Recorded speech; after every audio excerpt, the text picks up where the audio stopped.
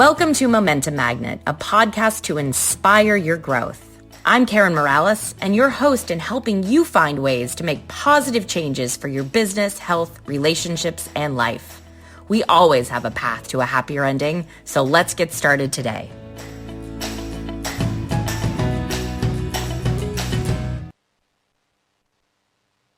Happy Friday and Happy New Year. Today is the first day of 2021, after a year that will really be one for the record books. And today on Momentum Magnet, we're here to give you a little inspiration, a dose of reality, and a few tips and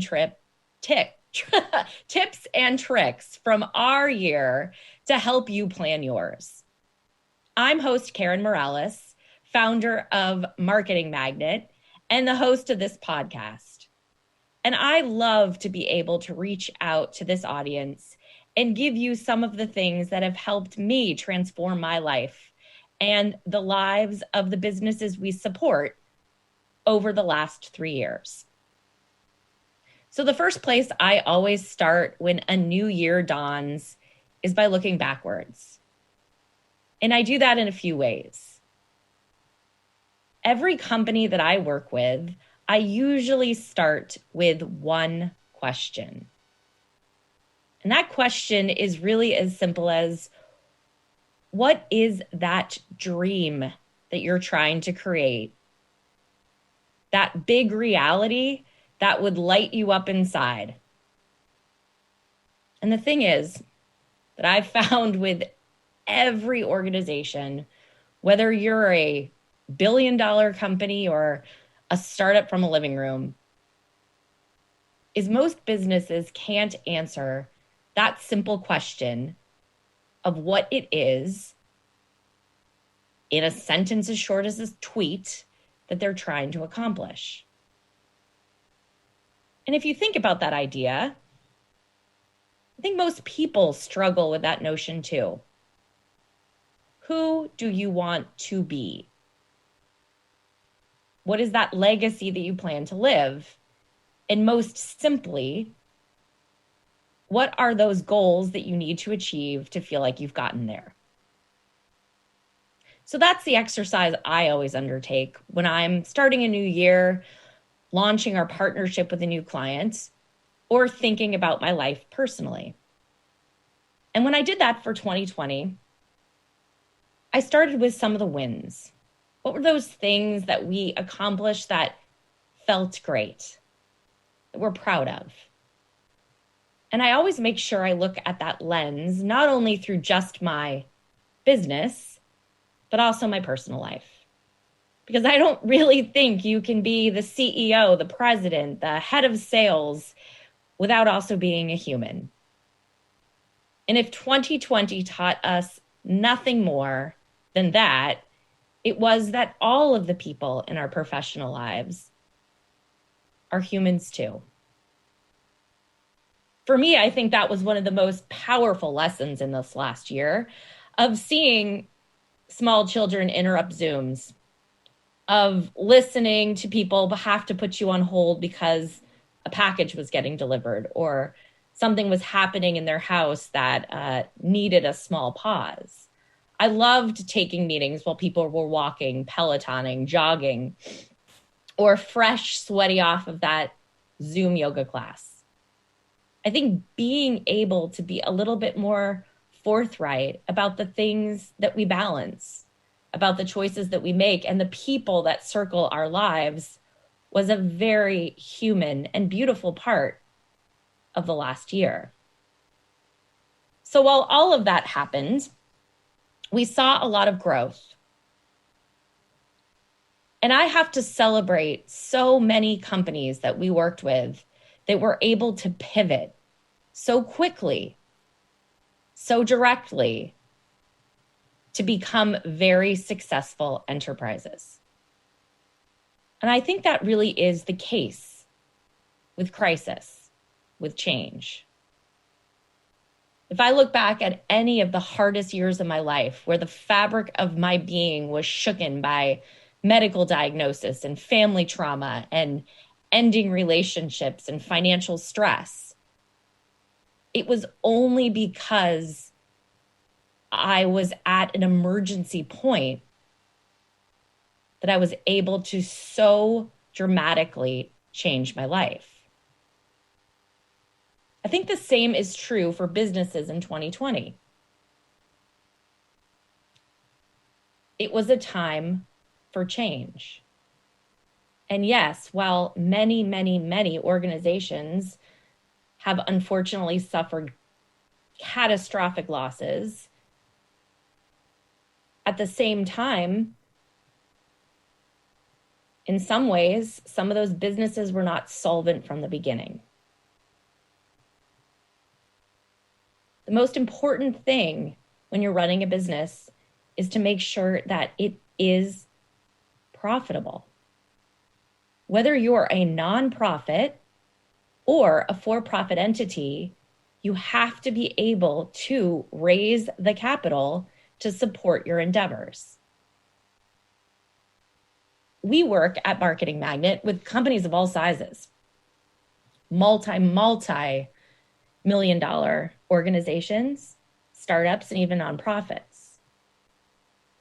And all of those entities must be able to support themselves through the downturns and the growth cycles.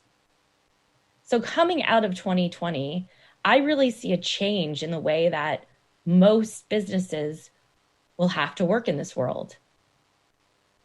I don't believe that there will really be any businesses that don't have some semblance of a online presence. Brick and mortar only, probably not the wave of the future.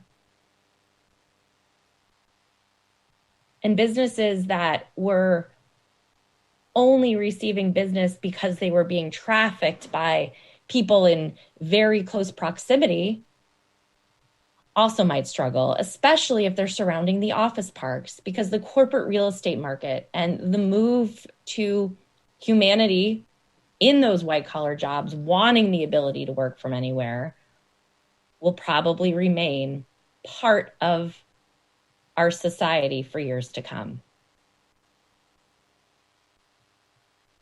But the stories that make me proudest are not only the ones of the organizations that truly pivoted, that changed how they did business, but they're the ones that really gave back.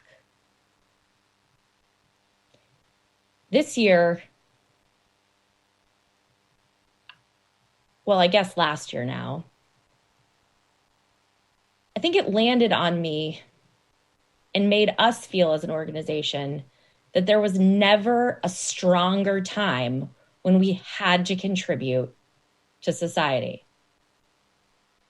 Whether that was paying our employees that couldn't come to work, whether that was helping feed people in the local communities, whether it was giving to nonprofits or even helping struggling families have a happy holiday season, it became a driving motto. But there were many, many companies across this country. I would say Amazon is one of them, where their profits did not outpace giving back. The delivery workers during this pandemic, the people bringing our packages, delivering our mail, putting our groceries on our front steps, stocking the grocery shelves, and working in those front lines to deliver the essentials to the American public, alongside the teachers and the healthcare heroes, they're really the ones we depended on. And it did feel that in many cases, a lot of those people were forgotten. So as I reflect back on 2020, I think all of us can be proud of some of those wins we had in our life and business. We can collectively understand that the way this society works, the way we go to work, and the way we interact with businesses is fundamentally changed. We're even more of a virtual society now than we were in the past. And I think that will continue into our future. And as I think back on 2020, and I'm proud of the successes that we had, and I've witnessed so many other businesses doing the same, we really do have a moral obligation to help others. There was so much divisiveness in this nation in 2020. So much strife, so much infighting. To me, it almost felt like you had a really negative set of in-laws coming back and forth, and just nobody could get along. It was like you were at a crazy dinner party with your drunk aunt and your angry uncle and that one sister that nobody really likes. And no matter what you tried to do or how bad the family situation got and the need for people to come together, everybody just preferred to argue. I don't know if that is necessarily going to change overnight as we head into this next year. I'm always hopeful. But I do think that each of us has the opportunity to be part of that ripple effect to something bigger, something stronger, and something more collaborative. So today, as you frame the new year, I wanted to give you a few steps that I take all of my business clients through and that I also do in my personal life.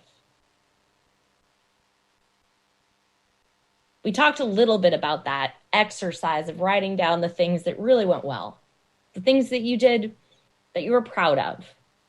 I mean, maybe that it's you finished Netflix. That's fine. You baked the perfect bread loaf. You didn't get fired. You paid your mortgage on time. Whatever that is, write it down. When you're done celebrating your wins, then I think it's time to think about that list of what didn't work out so well. The things that you hope and that you wish will improve for the year to come. On my business wins this year, it was redefining my team structure and actually having office hours with my assistant. It was the single most effective thing that I did this calendar year, and we only landed on it in Q4. By setting 3 hours a day when we knew we could always reach each other, it made our communication so much more impactful and efficient. And it stopped a lot of those silly back and forth conversations and streamlined them because I would wait to send the information or lob the request until the office hours that we both determined. That was a huge win. On the personal side, I think being home more enabled me to be more present with my children and especially more involved in their schoolwork. If we hadn't had Corona, homeschooling, and the drama of a changing educational system, I would not have known that my 11-year-old was severely dyslexic. By witnessing him in his schoolwork a few weeks in the spring, I immediately knew. And because of being home more and more present, this brilliant child is finally getting the help that he needed and probably should have had for years. So those are my personal wins. When I think about the things that didn't go so well, I would say on the business side, last year for me was about restructuring. It was about putting a different team in place and operationalizing how we worked together. I would say that I probably waited too long to add more structure to my business. And I wasn't as consistent with that routine and that structure as I could have been. earlier on in my business trajectory. So that was hard. But at the same time, we really focused on profitability and cash flow last year. And a lot of times for new businesses, that is the place that you need to be in order to really see the growth. So many of us think about top line revenue as the number to focus on. But this year, it felt great to ensure that we were debt free, that we had cash reserves, and that we were really optimizing every single dollar into the business. On the personal side, I think consistency is the theme too on things that maybe didn't go so well. It was crash or burn for me with exercise and nutrition. I started March strong, like most of you, killing that Peloton and really feeling like I was crushing personal records. And then I broke both my feet in May. I mean, really, let's take a global pandemic and, render yourself immobile while you already are battling some physical challenges with a rare medical diagnosis. I mean, truly, truly not optimal. But you know what? I did recover. I got back on those 2 feet. I started walking around the house and I was back to exercising. But sometimes the comeback is hard, right? It's easy to, think, oh, I'm up and that's enough. But really it isn't. Consistency in diet and exercise was something for me that was not there in 2020. And it's where I need to focus this year. If last year was about business stability, this year is about personal stability, health and self-care and routine. If you want a look into how 2020 was maybe different for you than the year before, you can check your Fitbit or your Apple Watch. For me, I just used the little health app on my iPhone, and I found oh no, my steps were so dramatically down in 2020 that this year I'm making a concerted effort to definitely move more. So those are really the exercises that I go through when I'm trying to plan. And when I come out of 2021, I know that for me this year is about consistency. It is a focused growth strategy for my business where we are reaching out to larger brands and helping them transform their marketing spending by giving them that second opinion, bringing new brand platforms to life, and helping them operationalize them across channels. We did that for a variety of businesses this year. And we look forward to expanding into that sector in 2021. Personally, I'm going to be in much better shape at the end of 2021. There's no more excuses. We don't know how long this pandemic is going to last. We don't know how long we're going to be sheltering in place. In fact, I'm home today in my home office because I had a potential exposure last week, even though we are not hardly seeing anyone. So we never know what's going to happen. We're trying to keep ourselves healthy. And while we're home, we need to focus on moving our bodies and keeping strong.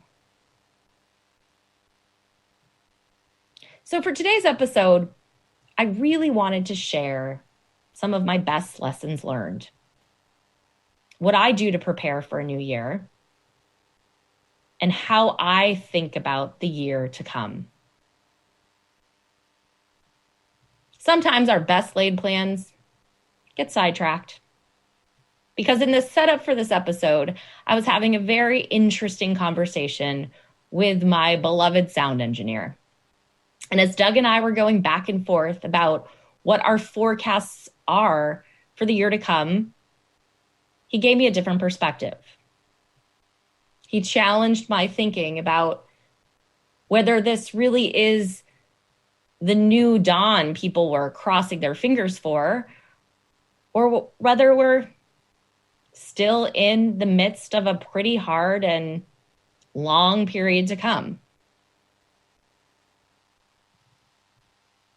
I like getting other people's opinions, and I like talking about the news and the forecast to as many different thought leaders as possible. So today we're doing something different, and I'm inviting Doug Newsom to join us to talk to us about how he feels the next years will impact our history, the role of communications in this time at home,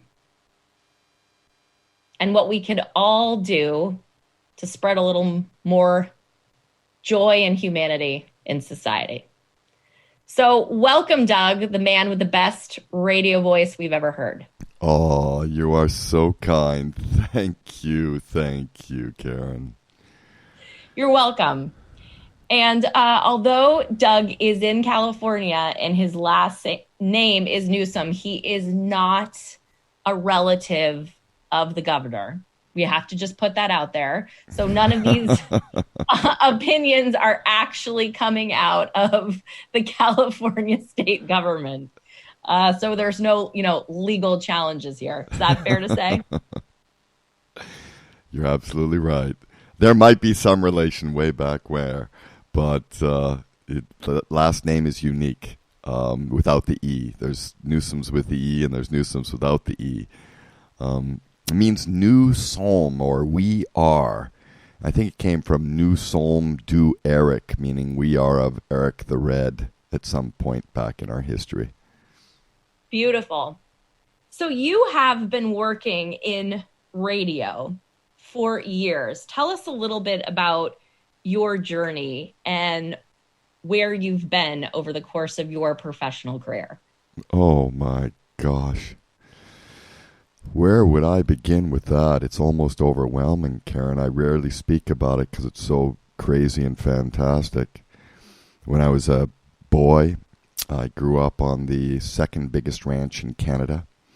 And my dad was trying to put together a sawmill to timber off the northern part of British Columbia. We actually leased about 1.5 million more acres than our 5 ranches.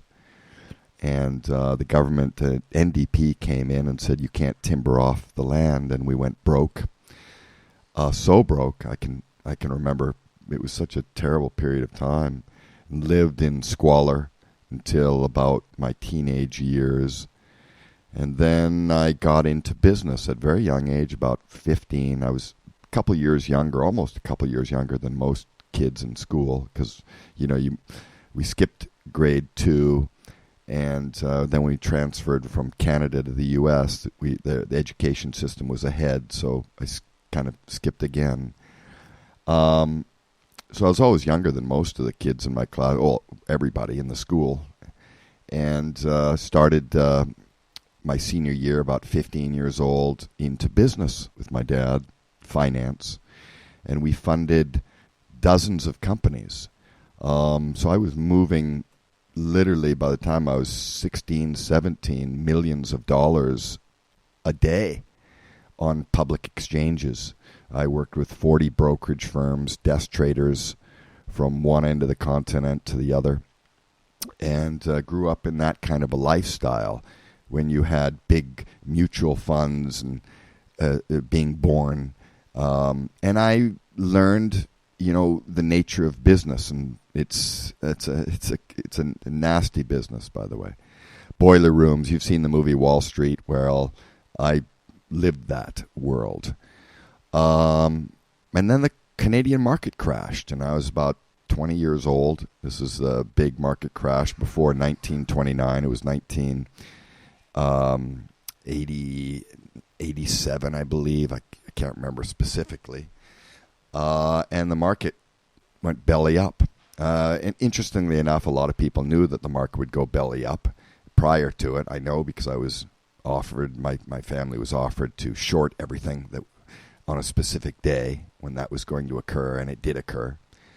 And that caused enormous pain. I can remember my father flying off to Europe because he wanted to pick up a mining property in Czechoslovakia that we were financing 1 week later on the exchange for millions.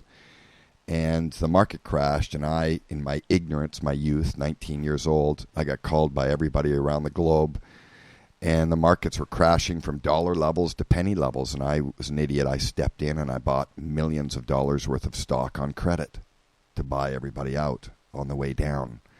So I literally put our family into a pickle. And that led to it's just such a wild story. Investigations, 30 brokers were indicted. Everybody in my family was indicted. I was indicted because I bought and sold my own stock to myself. When you're millions and millions and millions of dollars in debt, you have to trade your way out of it, right?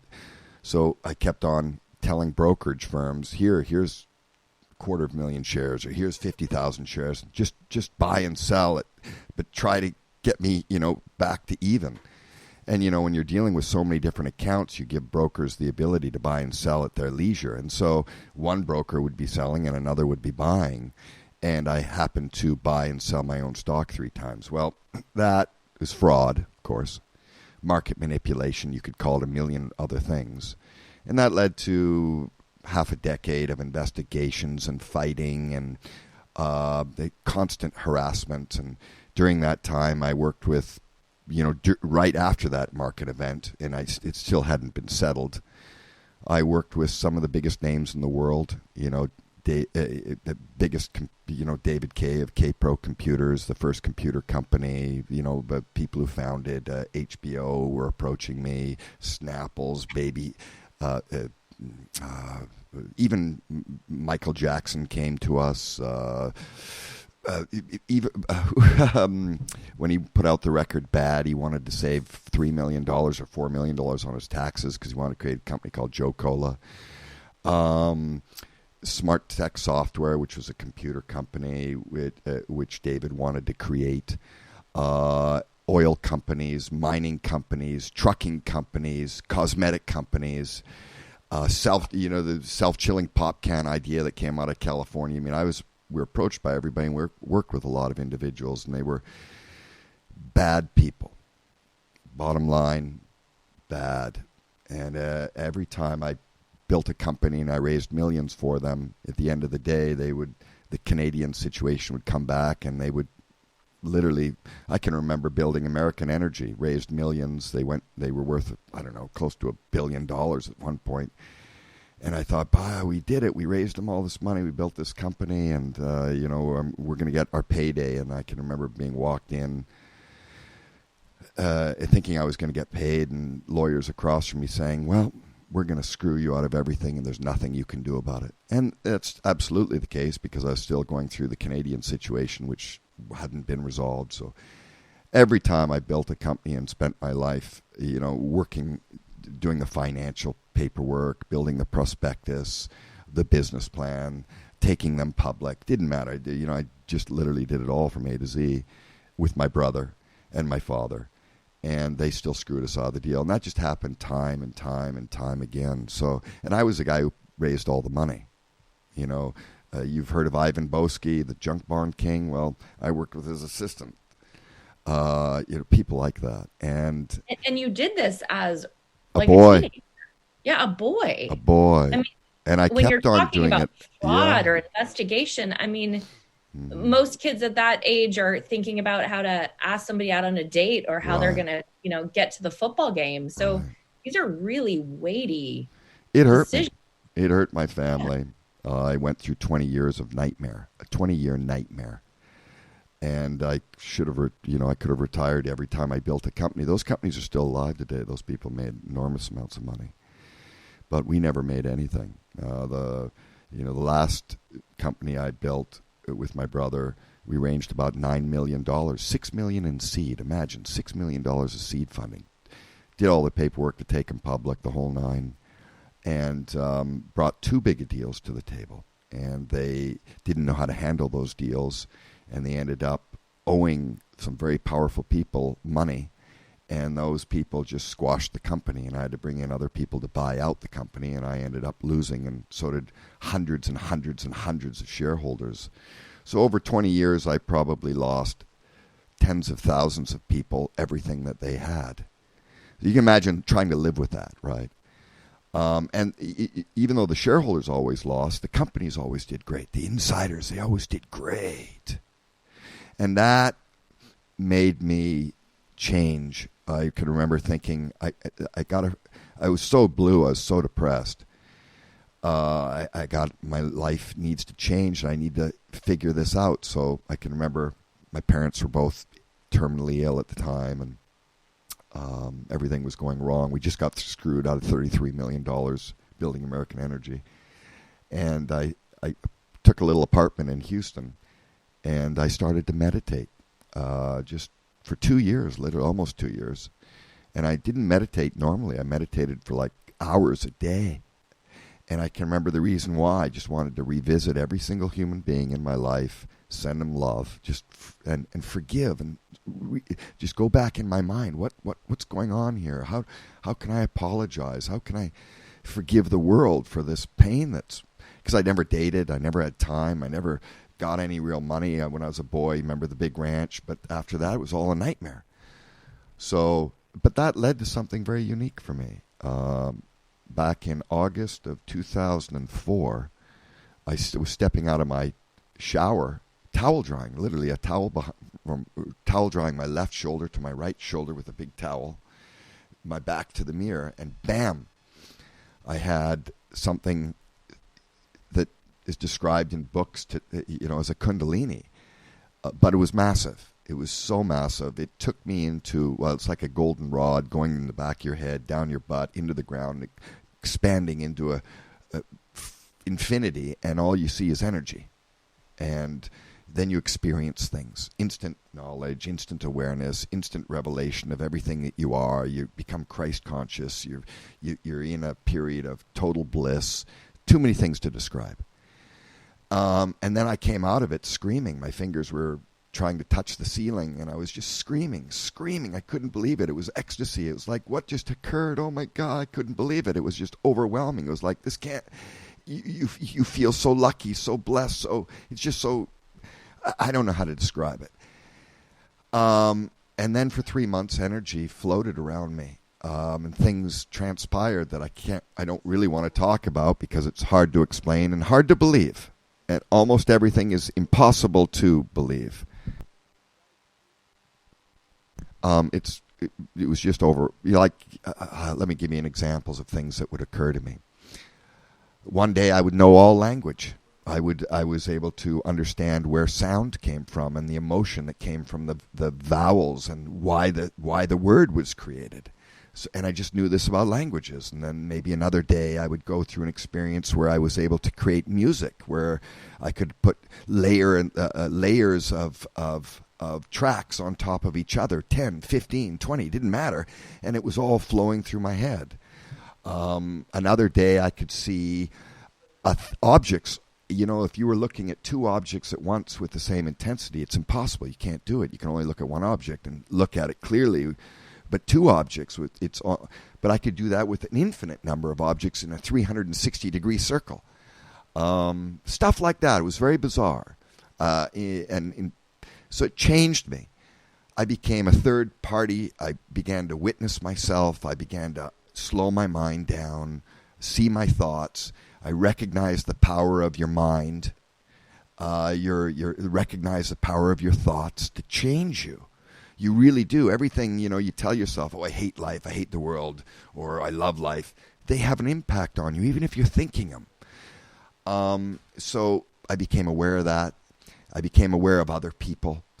I felt a change. And at that point, my brother and I started to build this company, which is media. We really, this was right after 9/11. Everybody wanted to talk. It was a big event, and we wanted to share our conversations with the world, and it started with, blogging, and then that's where BBS radio came from, blog in broadcasting service. And then we wanted to share our blogs with other people. We started having great conversations on the phone, and then we wanted other people to participate. And then we wanted to record it, and then we wanted, to do it live. And it kind of changed that way. This was before there was any real kind of new media back in 2003. And that's how BBS birthed, just because of that 9/11 and the change in the world, and trying to talk to other people about those changes. And at the same time, there was a lot of metaphysical energy. There was this birthing of understanding inside my being, and that brought a lot of the metaphysical topics. So you could imagine BBS Radio became very metaphysical. We dealt with the sciences, the social sciences, and not really much politics. It was just people trying to help people in some way. And that's really about what BBS Radio is about, people trying to help people. So talk to us a little bit about, it is actually an incredible story, right? 25 years of really challenging situations, in and out of poverty, to abject wealth, to criminal prosecution, to leaving your home country, to having to 3 years in jail. We missed that. 3 years in jail. Right. I actually I said, I'm going to give up. I want all the brokers off, all my family off, all my friends. Bear in mind, I employed my friends too, sending them to universities and paying for their way and different things. I tried to help everybody, even when I was young. But I wanted everybody off, and it was costing more money than you can imagine. And I finally said, okay, take me, and I'll take the rap and let everybody go. And that's what I did. So, yeah, that was... That's a whole nother plot twist. Right. And then you wake up one day in 2004 and have this spiritual, emotional awakening. And from there, you and your brother reinvent yourselves to be people that are about spreading messages of change and growth and expansion of humanity. So talk to us a little bit about how you see the future of communications and where you see the role of podcasting and sharing of opinions go now that we're in this world where a lot of us are based at home. Yeah, I'm like you, Karen, an eternal optimist. I believe in humanity. I really get that now. We talked about this earlier, Doug, but I truly believe you are an optimist of the varsity level. Yeah. And I love people, and I know that within each of us, that desire to want to have that beautiful outcome resides within us all. And so we're going to push for it. But while we're pushing for it, I think that there's elements within us that are also at contrast. We don't talk a lot. I see the world divided. The Republican side, the Democratic side. I see, people are amassing wealth on a level they never did before and not really sharing it. I see, that. Here's the interesting part about life. People ask me, what's tomorrow going to bring? And in my mind, I realize it's going to bring the dynamic of more. It's going to bring always more bad and more good. It's like an expansion. You can't expand into the light forever because you won't know the value of it. It's like being born with bliss on tap. If you were born with bliss on tap, you wouldn't know the value of being on bliss. You wouldn't until I took you off of that. You could be sucking it at birth. You wouldn't know the value of it. But when I take you off of that bliss on tap, you start to learn the value of that bliss. So the world's always expanding. There's always going to be a further darkness and more light as we continue to expand. And so when I envision the future, I see that. I see how bad is going to get worse and how good is going to get even better. And so if we want to talk about the good part of it, I could give you that expansion. But if we want to talk about the bad part of it, I can give you that expansion. Like we don't want to see people make more money and poor get even poorer, but into the future, that's exactly what's going to occur. You're going to see not billionaires, but trillionaires. You're not going to, people are going to be further pulled apart, where you're going to have a more dominant class and an even poorer class. I know that's crazy, but that's the future. And that's, yeah, I wish the humanity didn't have to live through that sort of an understanding, but I don't know if there's an understanding that works any better than that. It's almost like we want that to grow. We want to experience the furthest point along the line to be able to know the value of the other furthest point on the opposite direction. So into the future, I see trillionaires. I see us going out into the universe, maybe expanding. Maybe you think, oh my gosh, the world isn't going to have any more freedom. We're going to lose our freedoms. And let's say you're a liberty-minded person, and you figure, oh boy, the world is going to become more of a dictated to. We're going to become more like China. We're going to have rulers, and because there's just so many people, and we need that sort of that dynamic.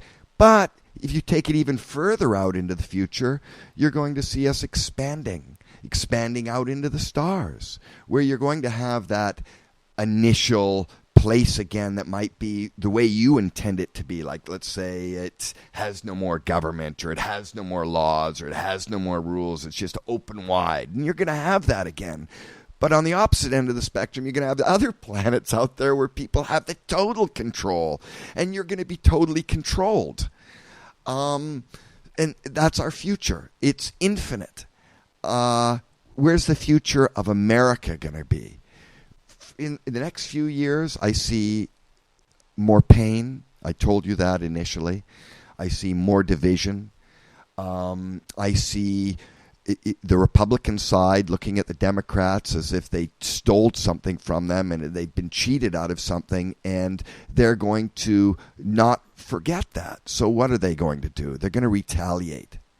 How are they going to retaliate? By creating that same sort of situations for the Democrats, as a they're not going to allow them to put policy in place. They're going to create more roadblocks. There's going to create a lot of tension between the right and the left moving forward. I don't see that getting any better. I only see that getting worse. But then you're going to have opportunities and problems where we're going to have to come together. For example, I see into the future the awareness of maybe alien races. Maybe that dynamic coming to play into our future, where we recognize that there are other civilizations out there, and they do exist, and that might create a dynamic where we have to come together. Or maybe asteroids or something that could have the potential of destroying humanity. Galvanizing events which bring us together. And I see more of those events into the future. Galvanizing events that are going to be, quite catastrophic. Because it's almost like we need those events, because our division, we're being pulled apart in so many ways, that if we don't have those events that put us together, we're not going to be able to see that other side of the coin. So the more we pull apart, the more we're going to have an event that's going to pull us together, and it's going to be bigger, right? That's the future. I see humanity using and manipulating genetics in a way that creates superhuman capabilities. Better vision, better hearing, better capability of not having to breathe underwater for longer periods of time, the ability to be more physical. And that is going to, let's say you have people that are capable of that and people that are not. Well, that's going to create further division, a further separation between people. How are we going to overcome that? I'm sorry? Oh, I'm sorry. There are some people that, you're taking a step into a future that some people can't envision, right? There's a lot of people that are mired into the moment of today. Right. And what they're focusing in their day-to-day lives, whether or not they're going to have enough money to pay their mortgage this month, next month, whether their job or their business will survive 2020. Or I guess now 2021. I'm not even used to saying that. So, how do you balance what is a very global and expansive view into how you approach the here and the now? Boy, that's a good one. I'm such a futurist in my mind. I think when I had that awakening, it just was so expansive. It just kind of shared with me the infinity of everything, the possibility of everything, the magic within everything. And my mind doesn't, really come back to that one, what's happening right now. I'm kind of everywhere else. But for me, I just I would like to be able to create a media conglomerate that actually brings alternative understandings to the world that isn't from the top down, but rather coming from the bottom up, sharing the information from the bottom to the world rather than being dictated from the top down. As we see all media companies today, they do this. And I think that's bad. You have a lot more gatekeepers of information today. It's being more and more controlled and more manipulated. And that saddens me because I really want to see total transparency. I mean, if we could all look at each other and see our auras, let's say you could imagine you could look at a person and know that person. Wouldn't that be great?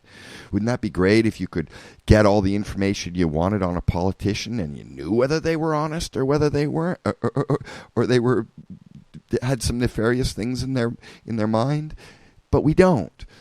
But we want that. We want that transparency. We almost demand it from our soul. Our soul says we need to be that open.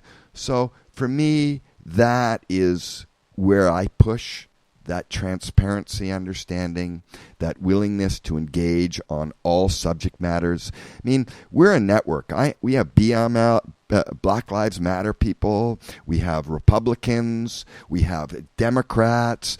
I mean, I don't say, oh, I don't like your opinion. You can't be on the network. I don't care what your opinion is. I do care. I'm not going to stifle it. I want you to be able to speak your mind. I think of the world as like a think tank. If you had 100 people around a table all giving their point of view, you're better off than one person giving one point of view. How could you not be? You're infinitely wiser. So that's what I hope for. I hope this network can bring thousands of points of view to the table. And this is my worry about where the future of the world is going. Because you have very powerful people that they might really want the best for the world. But in order to have the best for the world, they almost want to control the world. They want to say, okay, we got to put these systems in place that allow us to dictate policy so we can keep it safer, let's say. They might have a great noble idea in their mind, but they don't know how to create that, help the world unless they can control the world in their mind, right? And so That's really a wise statement, because I think that is the key to engendering any positive relationship, whether it's a romantic one, a parental one, a business relationship. right, It is giving that autonomy and relinquishing your personal control over other people's identity. right, And I think that you've really hit a nail on the head. I mean, even if we look at the entertainment system over the last 9 months, you almost see that we have 6 news networks and 5 or 6 newspapers driving the political agenda. And we almost now have 2 or 3 channels giving us our entertainment. right, Amazon Prime and Netflix entertaining the nation. right. And the lack of diversity in the opinions could definitely have an unfair balance of power, Right. like you saw in kind of the stock market crisis that you faced as a family in Canada. Right. Yeah, and that's the worrying factor for me, for the future of humanity. I feel, whether they're the wealth becomes more wealthy as and the poor become poor. It's just the nature of what's happening, and And into those the structures future. control our future. Right, in the future, you're going to have people that want to control us even more. And the people are going to become further and further away from being a deciding factor. It's like your vote will become less and less important if you even have a vote, as the opposite side of the spectrum wants to control more and more of your life in order maybe to keep you safer, or allow this planet maybe to become greener. Whatever is in their mind, they want to control you more, which takes away, more of your voice, more of your opinion. So it's like an opposite's going to occur with the benefit. And I only see more of that into the future.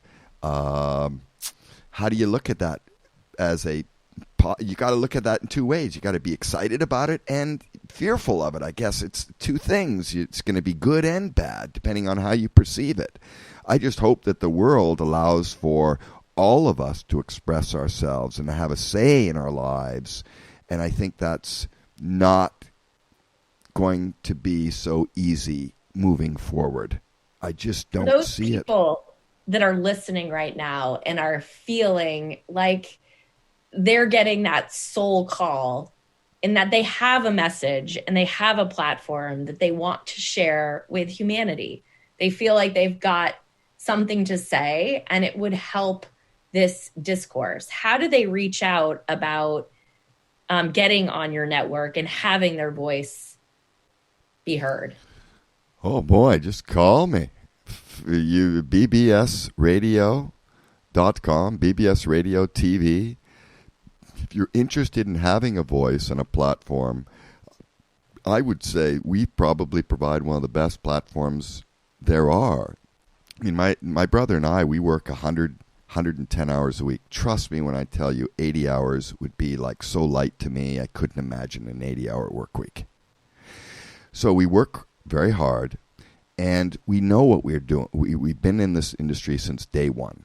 I mean, when new media started, we developed it. We know how to build it. We know, the engineer it, both on the physical aspect and on the code aspect. So we don't need to spend a lot of money getting people to do what needs to be done. So we save a lot of money. Plus, we live together, we work together, we live in and work in the same space, so we don't need employees, we don't need to pay them, and we don't market. We don't have to. We've been around so long, and our presence is so large, we don't have to spend any marketing dollars. So every penny that my brother and I get, we put back into the company. In fact, I think last year, the year before last, I might have taken $8,000 in salary.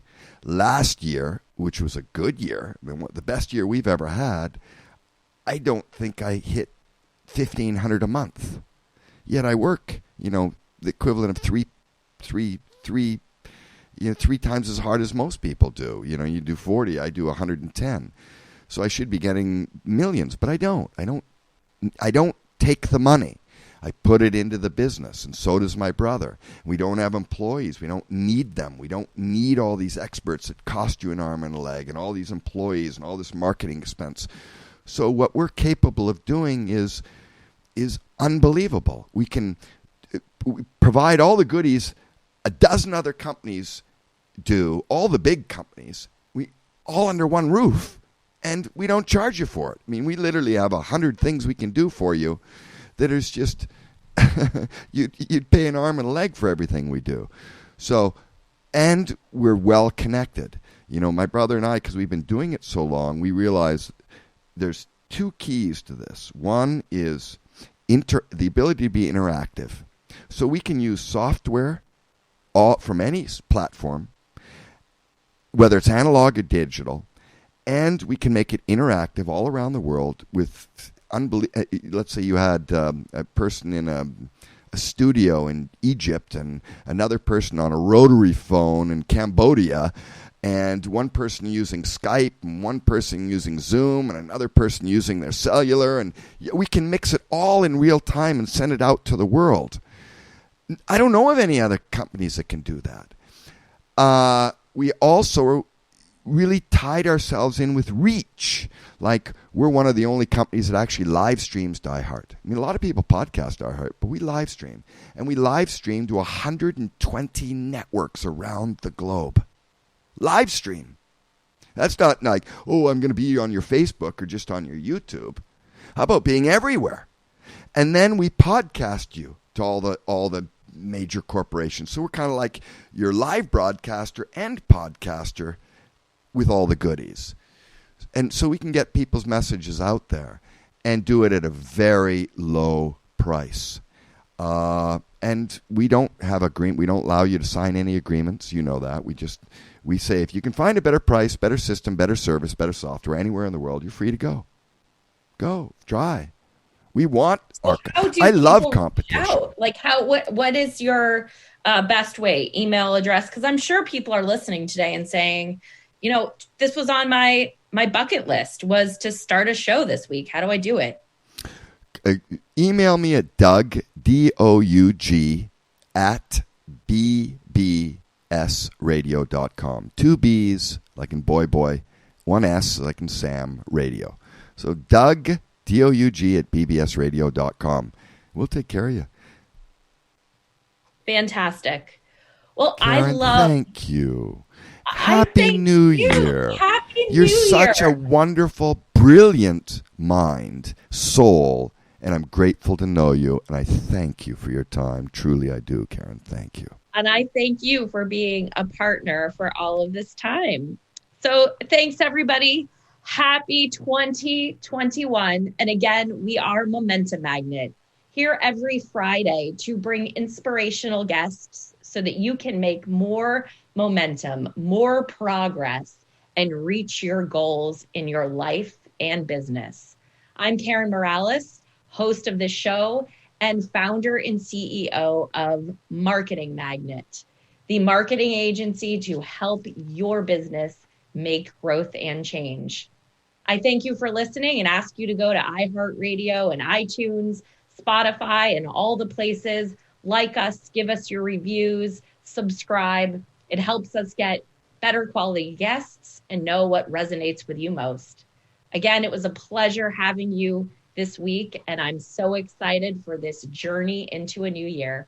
Happy 2021. Bye, everybody. Thank you for listening to Momentum Magnet. We're here every Friday at 1 p.m. Eastern Time to share inspiring comeback stories.